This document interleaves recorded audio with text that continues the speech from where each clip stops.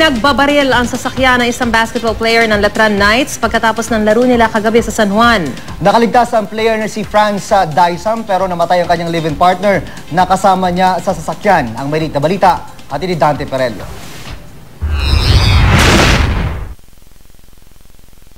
Katatapos lang ng laro sa San Juan Arena ng tambangan ng dalawang lalaking nakamotorsiklo, ang kotseng sinasakyan ni Franz Daisam, point guard ng Letran Knights, sa kanto ng Katibusan Street at Domingo Street, Barangay Rivera, pasado alas 6 ng gabi kahapon.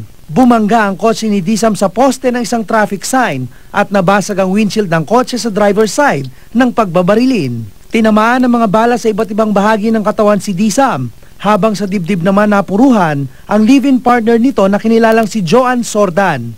Isinugod sila sa San Juan Medical Center kung saan binawian ng buhay si Sordan makalipas ang ilang oras.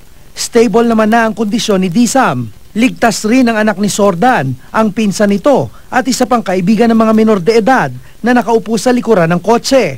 Intact yung gamit at wala namang kinuha. So talagang ang motibo dito is hasaktan sila o pinagplanuhan na gawan ng masama. 5 empty shells at isang slug ng kalibre 45 baril ang narecover ng SOCO sa crime scene. Ayon sa mga otoridad, planado ang ginawang pamamaril. Pinag-aaralan ng pulis ang iba't ibang motibo sa pamamaril, kasama na ang posibleng love triangle.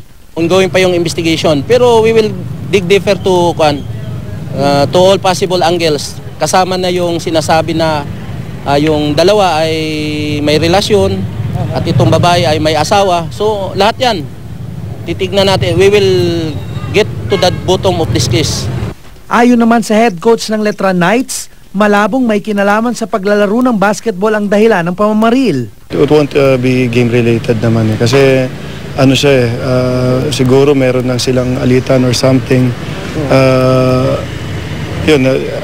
Because France, we know that he's not even being used that much yet, so doon pa lang alam natin na hindi game-related yung case. Inilipat na sa UST Hospital si Daisam upang doon magpagaling. Dante Perello, GMA News.